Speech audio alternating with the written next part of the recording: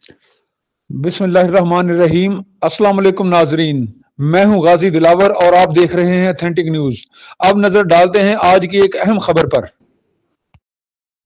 बिस्मिल्लाहिर्रहमानिर्रहीम। 21 दिसंबर 2024 को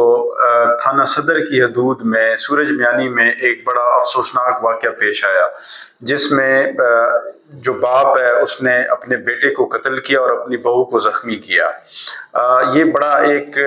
tragic incident भी था और हमारे लिए चैलेंजिंग भी था। इसमें ये हुआ कि जो ज़फ़र अब्बास नामी एक मुल्ज़िम है इसने अपने बेटे कमर अब्बास को और अपनी बहू को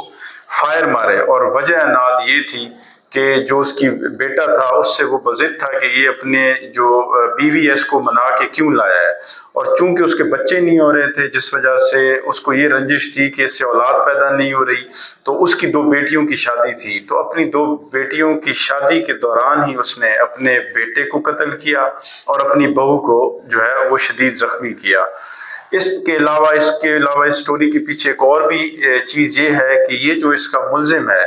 ये हमारे पास 1996 में जो आपका डीजी खान जिला है उसमें भी ये 302 के मुल्ज़े का मरकजी मुल्जिम था और उसमें मफरूर इश्तिहारी था, वो भी था। तो इस लिहाज से इसने दो कत्ल किए।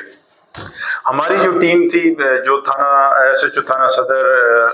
मुल्तान जो है सफदर भट्टी और सब इंस्पेक्टर जाकिर की क़यादत में इनको काम सौंपा गया कि ये इस केस को जल्द अज जल्द ट्रेस करें और जो मुजरिमान हैं उनको कैफर किरदार तक पहुंचाएं।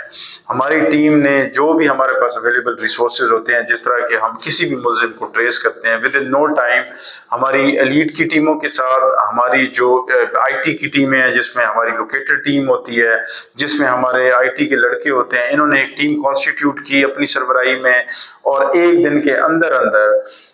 जो ज़फ़र इकबाल नामी शख्स है जो कि मशहूर बदनाम ज़माना डेरा इस्माइल खान का इश्तिहारी भी है, उसको भी अरेस्ट किया,